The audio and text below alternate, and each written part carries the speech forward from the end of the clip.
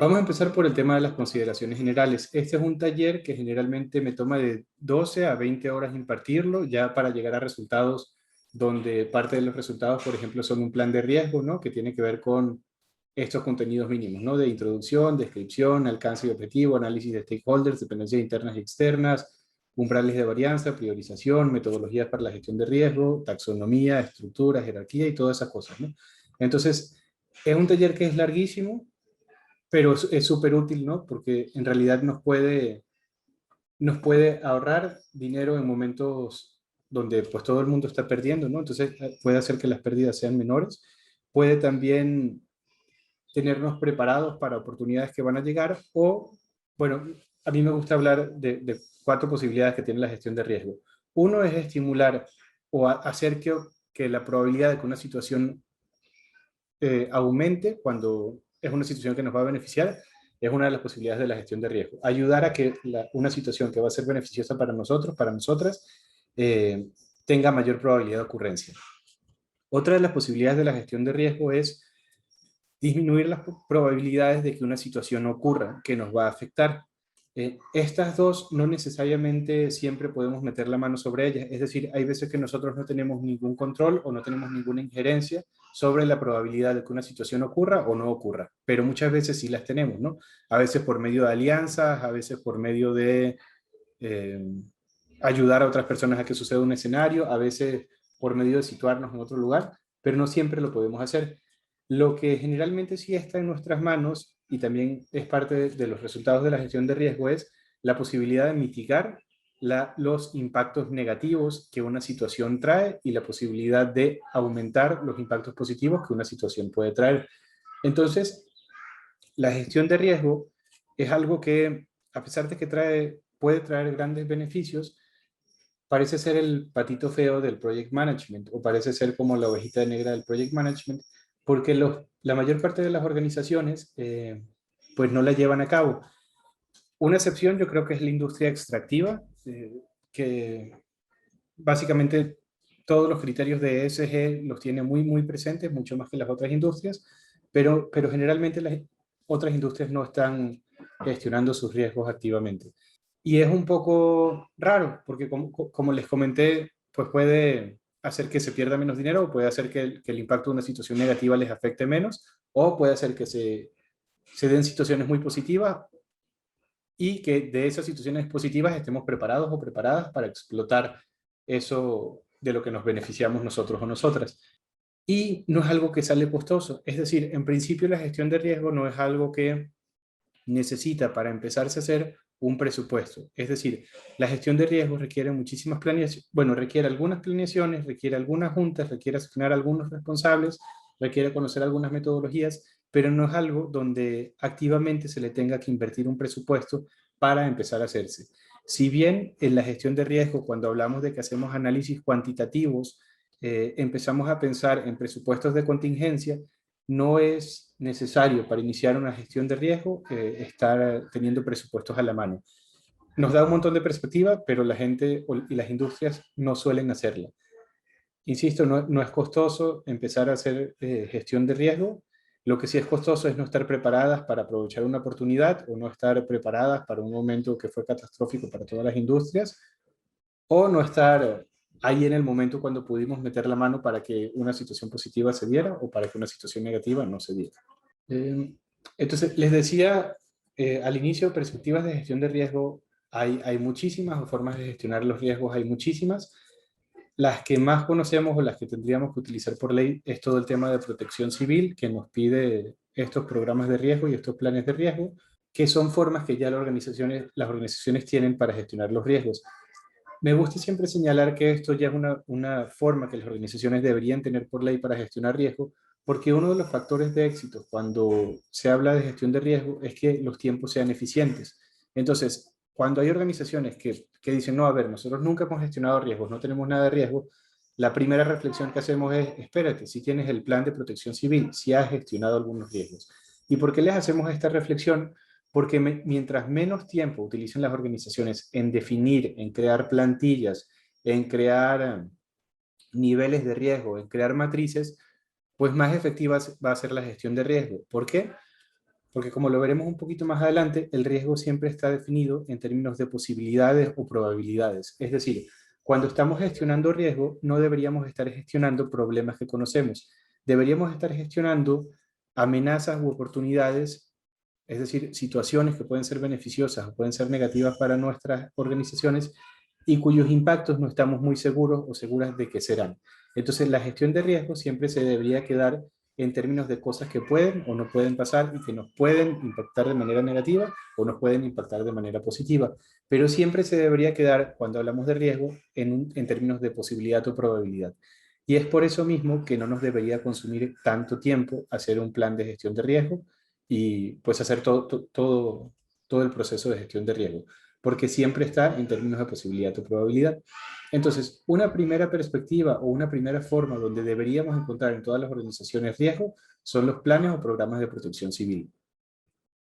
Después, una segunda forma que a nosotros nos gusta mucho para hablar de riesgo es todo lo que tiene que ver con sistemas de gestión, ya sea en responsabilidad social, por ejemplo, el ISO 26000, que te apunta, por ejemplo, a riesgos que hay en temas de la triple vertiente, SEDEX, que es uno de los servicios que hoy en día nosotros vendemos más, que básicamente SEDEX es una plataforma para el intercambio ético de datos entre compradores y vendedores. Entonces ahí un poco surge SEDEX porque hay estas grandes empresas a nivel mundial, estas grandes transnacionales, estos grandes compradores, que empiezan a tener un montón de problemas porque no necesariamente en sus operaciones, sino en las operaciones de sus proveedores, empezaba a haber mano de obra infantil, empezaba a haber trabajo forzado. Por ejemplo, Monsanto, a pesar de todos los problemas éticos que uno podía apuntarle a esa compañía, no estaba teniendo problemas éticos, lo que sí estaba teniendo problemas eran de salud y seguridad. Es decir, algunos de sus proveedores utilizaban pesticidas que causaban cáncer a las personas, ¿no? Entonces tuvieron una... Perdón, si estoy compartiendo, Caro, Cristina, ¿no se ve la pantalla que comparto? Quizás no se ve lo que estoy compartiendo, quizás no he compartido, por eso les pregunto. A ver, ¿ya se está viendo algo compartido? Sí, ahora sí. Ah, Perspectivas de gestión de riesgo. qué horror que no les había dicho nada. Bueno, entonces lo que les decía es, hay perspectivas de gestión de riesgo, la protección civil debería ser una que ya tengamos, de responsabilidad social, hay estas, por ejemplo, que son ISO 26000, SEDEX, entonces que lo que hace es que le dice a todas las personas que quieren ser parte de este clúster de comercio ético, a todas las organizaciones le dicen, gestiona tus riesgos, sobre todo que tienen que ver con derechos humanos, derechos laborales, salud, seguridad, y han añadido una parte que es chiquita de medio ambiente. Pero entonces básicamente cuando uno entra a ese clúster ético, uno forzosamente tiene que empezar a gestionar todos los riesgos que tienen que ver con derechos humanos y derechos laborales. Y bueno, salud y seguridad. EcoVadis es un poco lo mismo, también todos estos temas de empresa libre, discriminación y acoso, es lo mismo, pero también si tienen HACCP o tienen buenas prácticas de manufactura o tienen ISO 45000, bueno, ya están gestionando riesgos. Pero por otra parte, hay de lo que es el taller larguísimo, hay metodologías que son específicas para la gestión de riesgo. ¿Y a qué me refiero con esto? Son metodologías que tal cual te dicen qué es un riesgo, cómo identificas riesgos, cuáles son metodologías para caracterizar esos riesgos que estás especificando, metodologías para priorizarlos, para, etcétera, etcétera, etcétera. Y entonces, de esas metodologías hay un montón. Está la ISO 31000, que es una norma internacional no certificable en temas de riesgo.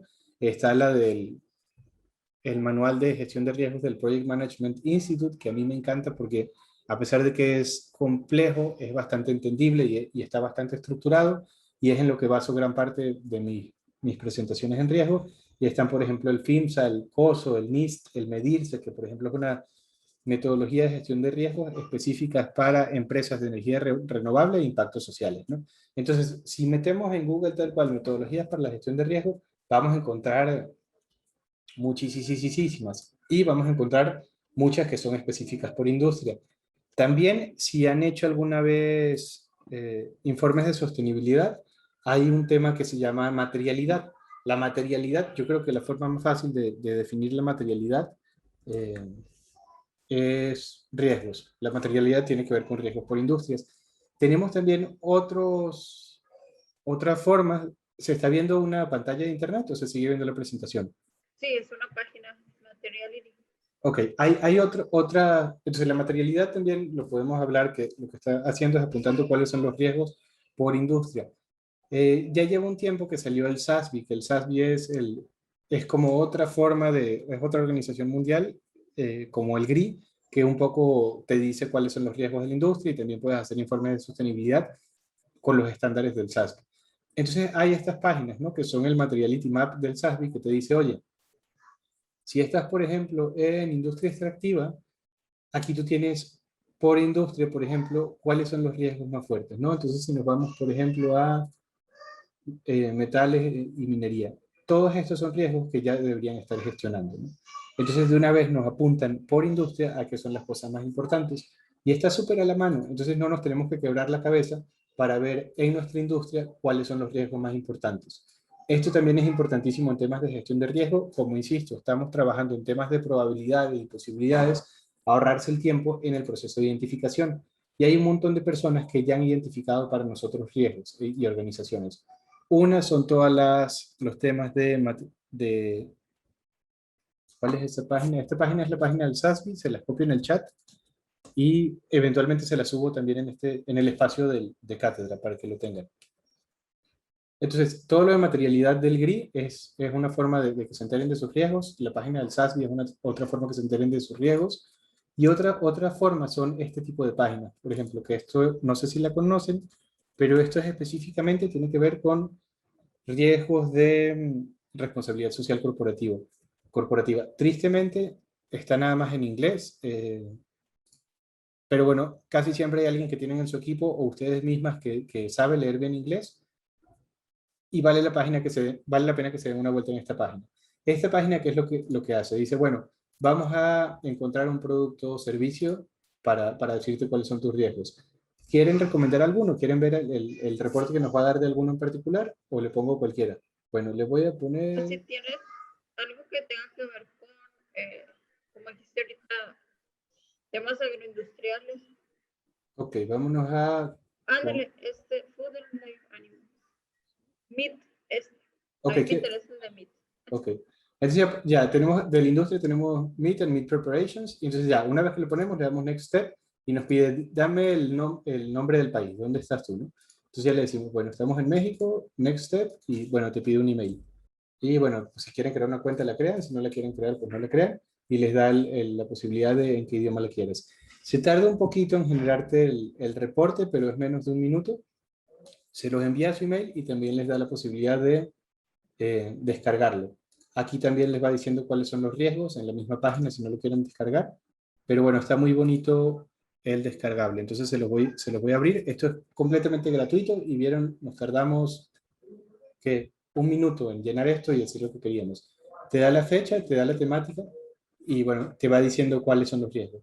Esto es importantísimo, tener este tipo de recursos en la mano, porque si ustedes, por ejemplo, están en estas industrias, están buscando inversionistas extranjeros, están buscando incluso inversionistas locales, pero sobre todo los extranjeros, el primer tipo de cosas que ven cuando piensan en su industria es este tipo de riesgos, ¿no? Y entonces, lo primero que ven es, oye, riesgos fuertísimos en términos de prácticas justas son corrupción. Y entonces dice, bueno, en México sucede, y esto no es nuevo, esto no viene de este gobierno, sino que esto lo vienen reportando desde el gobierno, desde que yo conocí esta página, que fue con Calderón y con Peña Nieto, esto viene siendo común en México, ¿no?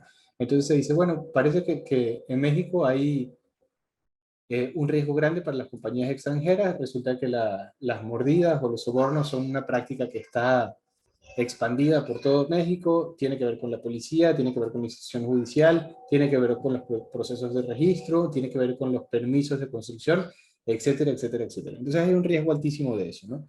Resulta que México, del 0 al 100, siendo el 0 lo más alto en términos de corrupción, está en el 31, ¿no? Entonces, es impresionante cuando uno lee estos reportes que se hacen tan rápido porque dice, oye, eso es lo primero que están viendo inversionistas extranjeros o alianzas extranjeras con las que quiero hacer o fusiones con el extranjero que quiero hacer. Pero lo muy bonito y lo que a mí me parece súper práctico de este tipo de páginas es que una vez te dicen, oye, no es tan difícil gestionar eso, ¿no? Una de las cosas que yo te digo es, búscate los lineamientos de la OCDE, vete al capítulo 7 y ve qué es lo que tienes que hacer para evitar temas de corrupción. Entonces, Ya aquí empezamos a gestionar riesgos de una manera súper sencilla, que es solo yéndonos al capítulo 7 de la OCDE, leyendo qué es lo que nos dicen que tenemos que hacer e incorporando manuales, políticas y procedimientos en nuestra empresa que seguían por esa guía, ¿no? Entonces, cuando una empresa extranjera que queremos hacer una fusión, que quieren usarnos como proveedores, lo que sea, les damos nuestras políticas, ya dicen, oye, claro que México tiene un riesgo grandísimo en temas de corrupción, pero aquí están diciendo que tienen los mecanismos para identificar, para tratar, para remediar y para denunciar la corrupción, ¿no? Entonces, en algo tan sencillo como hacer una pequeñita investigación y seguir los avisos que nos dice este reporte, podemos crear políticas que nos preparen, uno, para recibir ese capital extranjero, dos, para hacer esa alianza o fusión, tres, para ser proveedores, cuatro, para evitar problemas que nos asocien con corrupción. Es decir, estamos gestionando un montón de riesgos a partir de tener una lectura rápida. Yo les recomiendo un montón que se bajen que hagan el ejercicio ustedes y se bajen este manual. No me voy a detener más tiempo en este manual, sino que se los quería enseñar. También tenemos se volvió muy famoso en LinkedIn. Si tienen LinkedIn y no lo conocían, ya lo conocen. Y si ya lo conocían súper bien. Y si no lo conocen, de una vez se los recomiendo. Está también, por ejemplo, el reporte de riesgos globales que hace el World Economic Forum cada año. Eh, Aquí está el del 20 y el 21, y a mí me gusta enseñar el del 20 bastante, porque desde el 20 ya estábamos hablando, antes de que sucediera el COVID, de que uno de los riesgos que tenía un impacto más alto eran las enfermedades infecciosas. Yo creo que absolutamente nadie planeó este escenario. Yo estaba ejecutando varios proyectos en el 2020 y conocía esta guía a la perfección, porque ya estaba hablando de riesgo en algunas empresas, y nunca consideré las enfermedades infecciosas como algo que podía pues pasar. ¿Por qué? Porque tenía una probabilidad baja. Sin embargo, ya en el 2020, a inicios del 2020, el World Economic Forum estaba diciendo, aguas, esto podría tener un impacto grandísimo. Pues 2021, por supuesto, las enfermedades infecciosas con el COVID repuntan, ¿no? Y dicen, oye, no le quites el ojo, ¿no? Porque eso sigue siendo un riesgo bastante amplio, ¿no? Ya no está en una probabilidad baja y en un impacto también alto, moderado, sino que está en un impacto altísimo y en una probabilidad muy alta. Estos manuales están buenísimos también porque nos hablan de unos riesgos que generalmente no nos da la operación de prestarles atención. ¿Por qué? Porque estamos viendo cómo solucionamos todo lo que tiene que ver con lo cotidiano. Y entonces poner un equipo de alto desempeño, a decir, oye, ¿cuáles son los riesgos globales? Pues nos va a tomar muchísimo tiempo. Entonces, conocer estos manuales nos ayuda un montón porque de una vez nos dicen cuáles son los riesgos que están identificando, ¿no? Y nos los categorizan muy bien por probabilidad, por impacto y por la mezcla de estos dos, que son finalmente las matrices que se llaman P por I, que son matrices por probabilidad de impacto, que un poco es esta matriz. Entonces, esos son recursos que tienen a la mano que yo también les recomiendo que empiecen a ver, porque a veces en ciertas industrias es muy difícil planear respuestas para esos riesgos que están pasando, pero en otros casos no es tan difícil. Les cuento, yo cuando empezó la pandemia, yo estaba gestionando, dirigiendo y ahí estaba metido en un proyecto social donde estábamos creando una cafetería y estábamos creando un lugar para desayunos en una de las zonas más peligrosas de Guadalajara, donde hay muchísimas balaceras, etcétera, etcétera, etcétera. Había gestionado muchísimos riesgos, desde el hecho de que cuando uno baja un fondo de gobierno, es muy probable que ese fondo de gobierno no te lo den a tiempo, es muy probable que ese fondo de gobierno te lo den con 5 días para que lo gastes absolutamente todo, es muy probable que si tú utilizas fondos de gobierno para llevarlos hasta las poblaciones beneficiarias, al final hay un tema de asistencialismo, entonces reciban el fondo y digan muchas gracias, ¿no? Y todo ese proyecto que tenías planeado para que se mantuviera la comunidad, pues ahí se quede, ¿no? Un poco esta metáfora de que el asistencialismo en México en general ha ocasionado mucho daño, ¿no? Porque en vez de enseñar a las poblaciones a pescar, bueno, a lo que les enseñas es a recibir el pescado, ¿no? Entonces todo proyecto social tiene que sí o sí gestionar esos riesgos. Entonces todo estaba gestionado, ¿no? Todo estaba pensado que iba a ser si pasaba una y otra cosa, ¿no? Y el tema del COVID no hubiera sido tan difícil prepararnos. En esos proyectitos chiquitos hubiera sido muy fácil de decir, oye, tienes que tener unos procesos de cuidado, de unas buenas prácticas de manufactura, de inocuidad, de todo lo que tú quieras, y tienes que aprovechar que un montón de negocios van a quebrar, o un montón de negocios, o un montón de personas no van a salir a la calle, entonces pues llévale los productos a su casa, ¿no? Y asegúrale que no estás esparciendo el virus con esto. De verdad que no hubiera sido tan difícil, pero como no nos preparamos, cayó el COVID y básicamente de una semana a otra estábamos cortando todas las actividades y les estábamos diciendo, hay un riesgo altísimo de contagio, todas las actividades están parando, pues no vamos a podernos seguir viendo hasta que den permiso para vernos, ¿no? Entonces el proyecto tuvo ya un problemón enorme cuando las cosas ya no suceden, ya no son riesgos, son problemas, y salió adelante, se siguen manteniendo los locales, pero nos costó un montón, ¿no? O sea, de verdad que arriesgamos el fondo, que además de por sí fue arriesgado ese proyecto social, porque generalmente los proyectos sociales, los fondos que dan los gobiernos sirven para la operación. Yo me arriesgué un poquito y entonces, entre líneas, lo que hice fue justificar la mitad de los fondos para la comunidad y la mitad de los fondos para operar. Entonces ya era un riesgo que estaba tomando, y entonces si no salían los proyectos, probablemente más nunca me iban a dar un fondo o me iban a dar con seriedad. Entonces, no haber gestionado ese riesgo pudo haberme costado obtener otros fondos para proyectos sociales. Entonces, hay metodologías y herramientas para la gestión de riesgo que son muy diferentes de estas dos primeras, ¿no? Y esa es la que ya próximamente, para quienes están en formato de membresías, van a poder ver pronto en la plataforma, ¿no? Y para quienes no, bueno, les invitaremos a otros cursos que van a detallar todo esto. Entonces, ¿qué es la gestión de riesgo? La gestión de riesgo, antes que nada, es la creencia de que algo inesperado va a pasar, ¿no? Y entonces es adelantarse tal cual un poco, no solo en el tiempo, sino también en el espacio, y pensar cómo eso me va a afectar a mí. Uno de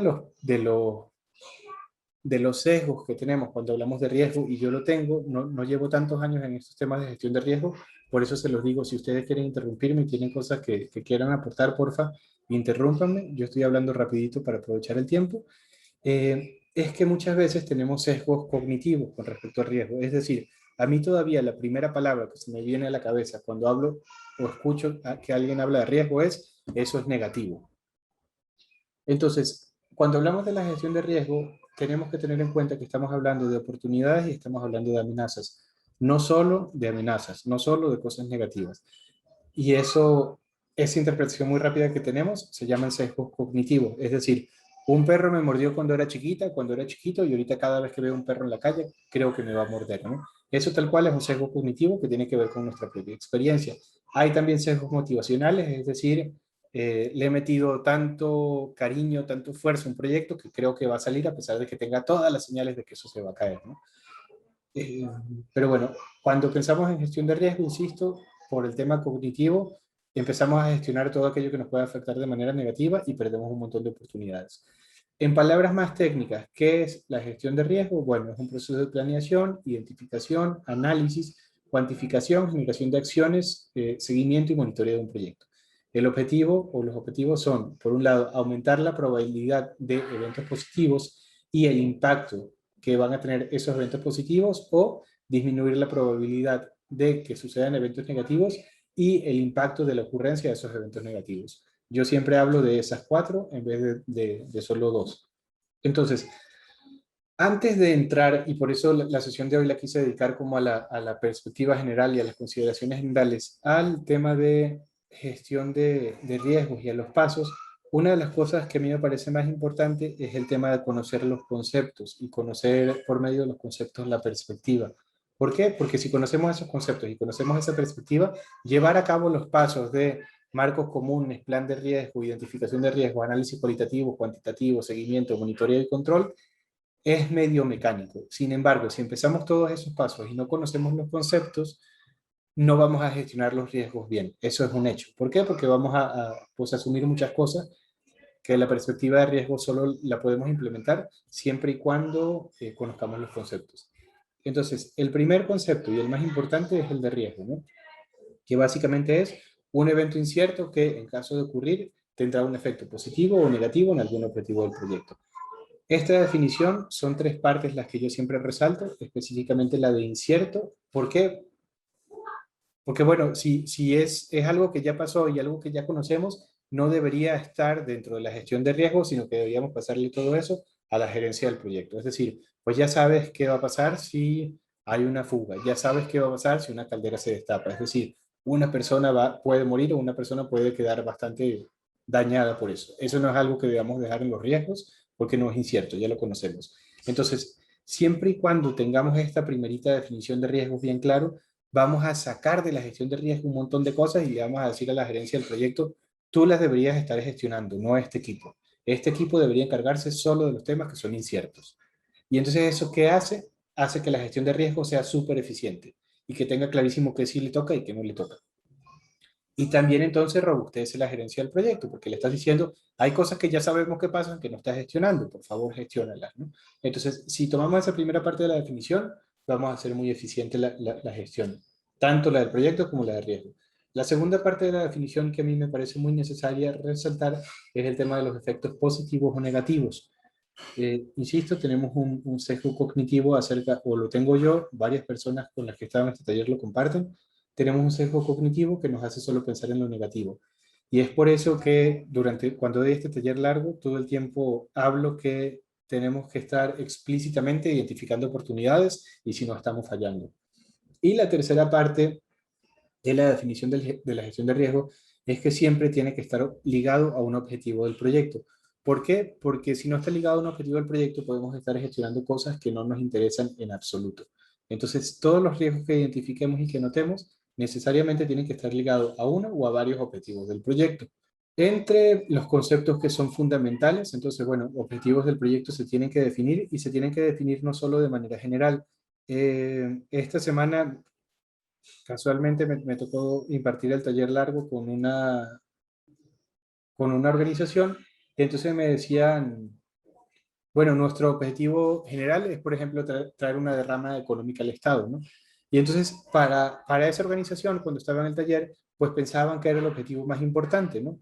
Y entonces un poco lo que les decíamos es, a ver, vamos especificando todos los otros objetivos que tienes por área, por proceso, por lo que tú quieras, pero vamos especificando todos los objetivos de manera general y específica, ¿no? Y entonces, rapidito llegaron a la conclusión que para que hubiera continuidad de negocio no tenían que llevar la derrama económica al Estado, ¿no? Sino que había otros procesos que eran muchísimo más importantes para la continuidad del negocio. Entonces, mientras más mejor definamos los objetivos del proyecto en cuanto a la organización, generales, específicos, a las áreas organizacionales y en cuanto a los procesos, va a ser mucho más fácil priorizar los riesgos que vamos a estar viendo de acuerdo a la priorización que tenemos de objetivos.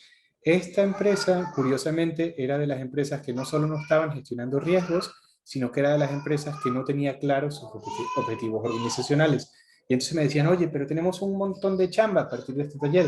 Y yo les decía, bueno, no tanto. O sea, quien tiene la chamba, la gran parte de la chamba, es la gerencia general. No es posible que después de 20 años de operación, estos objetivos de proyectos, de áreas y de procesos no estén establecidos. Y mentira, sí es posible. Muchísimas organizaciones no los tienen establecidos así.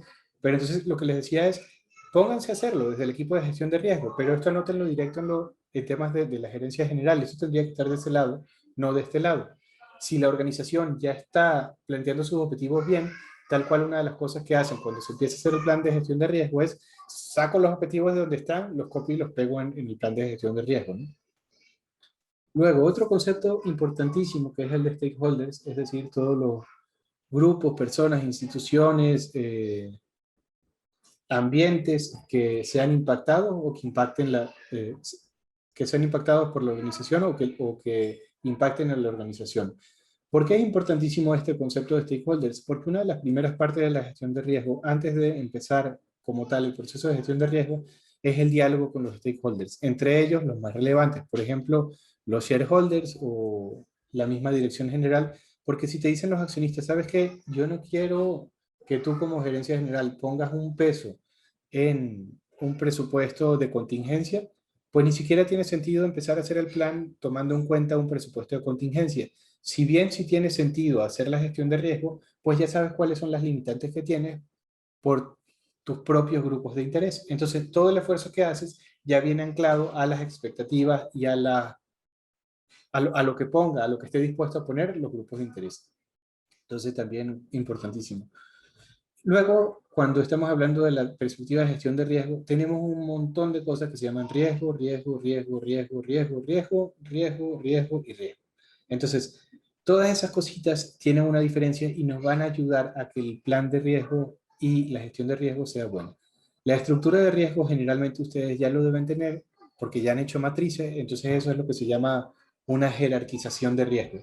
Es diferente a la taxonomía del riesgo, que es el metalenguaje por medio del cual tenemos que escribir todos los riesgos, es decir, debido a X situación, tal riesgo puede ocurrir y que tendrá un impacto en tal cosa. Eso es la taxonomía. La estructura más bien tiene que ver con cómo están entendiendo los riesgos desde la organización. Es decir, hay riesgos operativos, hay riesgos sociales, hay riesgos ambientales, hay riesgos de proveedores, etcétera, etcétera, etcétera.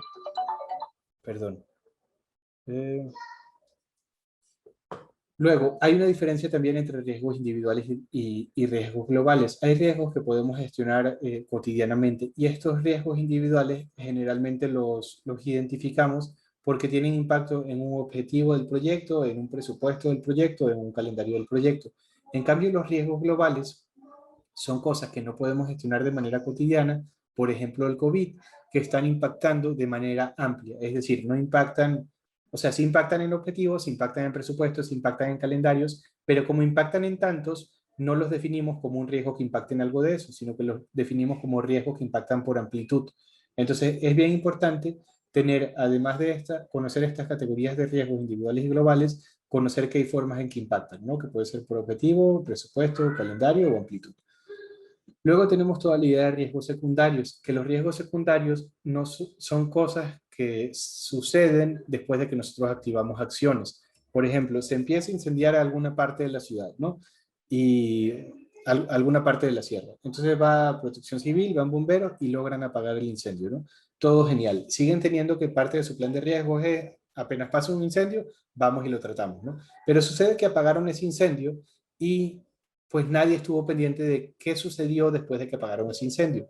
Y sucede que se gastaron el 80% del agua que tenían acumulada para apagar incendios y nada más les quedó el 20% del agua. Con ese 20% del agua, un incendio de igual magnitud no lo pueden apagar. Entonces, los riesgos secundarios son todos aquellos riesgos que surgen después de que yo llevo a cabo una acción. ¿Por qué es importante tener entonces estos riesgos? Porque, bueno, el plan se modifica completamente. Entonces, en vez de atacar el incendio con agua, lo voy a atacar con cortafuegos. Y el 20% del agua que me queda lo voy a utilizar en caso de que la llama se salte el cortafuegos. Ahí sí puedo utilizar el agua y me va a ser súper eficiente. Tristemente se va a quemar una parte grande del territorio. Si sucede un incendio, sí, pero voy a detenerlo. Entonces cambio completamente el plan si estoy atento a qué son los riesgos secundarios y si tengo este riesgo en la cabeza. También está, por ejemplo, el tema de los riesgos residuales, es decir, a pesar de que apagué el incendio, pues resulta que hay una partecita que ahí se quedó prendida, pero ya se quemó todo alrededor, nada va a pasar. Bueno, está bien, pero hay que monitorearlo, ¿no? Porque ahí todavía quedó eso. Oye, pero es que no hay árboles alrededor ni nada que se pueda quemar. Bueno, pero quién sabe si, no sé, una moto, un carro, ahí se le tiró toda la gasolina y vuelve a agarrar flama a eso, ¿no? Entonces, siempre, a pesar de que pensamos de que los riesgos ya ya los quitamos, tenemos que quedarnos pendientes en los riesgos residuales. Luego están todos estos temas que son la categoría de riesgo, que al igual que la estructura de riesgo, a veces nos va a ayudar, y el efecto de los riesgos, nos va a ayudar a generar una sola acción para atender varios riesgos. Es decir, las categorías de riesgo lo que hacemos es que agrupamos varios riesgos por una causa raíz. De esa manera no generamos un plan de acción, sino que generamos una estrategia de acción que nos va a servir para atacar a varios riesgos con una sola cosa. Entonces, otra vez, conocer este concepto nos va a hacer mucho más eficiente no solo la planeación, sino también la ejecución. Entonces, la estructura de riesgo, categorías de riesgo y el efecto de los riesgos, es decir, agrupar por efecto, también nos va a ayudar un montón. Porque a veces agrupamos por causa raíz, pero sucede que también podemos agrupar por efecto. Por ejemplo, todo el tema de los desastres naturales pueden tener efectos muy similares en mis empresas. Tiene causas raíz completamente diferentes, pero los efectos son muy similares. Entonces, en vez de hacerle perder el tiempo al equipo de alto desempeño o al equipo que esté tratando riesgo, pues le decimos, bueno, haz una forma general que sirva bastante y operacionaliza las cosas específicas que son para cada tipo de desastre natural. Pero no tienes que hacer la lista completa para cada desastre natural. Entonces, conocer también el concepto de efecto, que son las consecuencias que podría traer la ocurrencia de un riesgo. Mentira, lo que sucede con la ocurrencia de un riesgo nos ayuda un montón también a eficientar el tiempo. Y luego tenemos estos 4 conceptitos y ya con esto vamos a acabar, porque ya he hablado mucho. Tenemos estos 4 conceptos que son, estos 3 conceptos, perdón, que son importantísimos. Insisto, cuando hablamos de riesgo generalmente decidimos que es algo malo, no todo el mundo, pero muchas personas. Entonces estos 3 conceptos nos ayudan a posicionarnos de una manera diferente. Es decir, la actitud de riesgo lo que te pregunta tal cual es, oye, ¿cómo te quieres posicionar frente al riesgo? ¿Quieres estar abierta al riesgo? ¿Quieres evitarlo completamente? ¿Quieres buscarlo? ¿Quieres aproximar? ¿Cómo te quieres aproximar al riesgo? Porque de repente si eres una startup, como por ejemplo Cátedra, que es una startup, pues podemos estar muy abiertos al riesgo, ¿no? Porque la oportunidad que tenemos puede ser muy amplia si nos ponemos en ciertas situaciones que también sean de amenaza, ¿no? Pero si nos colocamos en una postura súper conservadora, quizás no crezcamos o crecemos muy lento, ¿no? Entonces, como una startup o como muchas startups, la actitud de riesgo puede ser una actitud de buscar el riesgo, buscar activamente el riesgo, ¿no? Y sí te va a traer amenazas y oportunidades, pero lo vas a buscar. En cambio, una empresa, por ejemplo, extractiva, donde hay muchísimos riesgos potenciales con comunidad, con medio ambiente, con colaboradores, probablemente la actitud de riesgo tenga que ser algo muchísimo más conservadora y tienda a evitar todo tipo de riesgo. Entonces, es un concepto muy importante porque nos ayuda a posicionarnos y a decir, espérate, sí hay ciertas cosas que yo estoy dispuesta a asumir o definitivamente nada. Está también el tema del umbral de riesgo, la perspectiva de riesgo. Entonces, a diferencia de la gerencia de proyecto, que tiene que darte un marco para llegar de la A hasta la Z de un proyecto, la, la gestión de riesgo lo que hace es que te da herramientas para interpretar la ambigüedad que va a ser parte de todos los proyectos. Entonces, en esa ambigüedad que te sirve, en esta herramienta que te sirve para interpretar la ambigüedad, uno cuando está gestionando el riesgo también habla de umbrales. Entonces dice, a ver, todo el tiempo va a haber riesgos, ¿no? Y cuando empezamos un proyecto van a haber miles de riesgos, ¿no? Es una paradoja de la gestión de riesgo. Hay demasiados riesgos cuando inicia el proyecto. Entonces yo no voy a reaccionar ante todo, porque son cosas que pueden o no ocurrir. Lo que sí voy a hacer es trazar un umbral. Es decir, si llueve más de esta línea, o sea, si se me acumula con la lluvia más de esta línea, es que voy a empezar a preocuparme.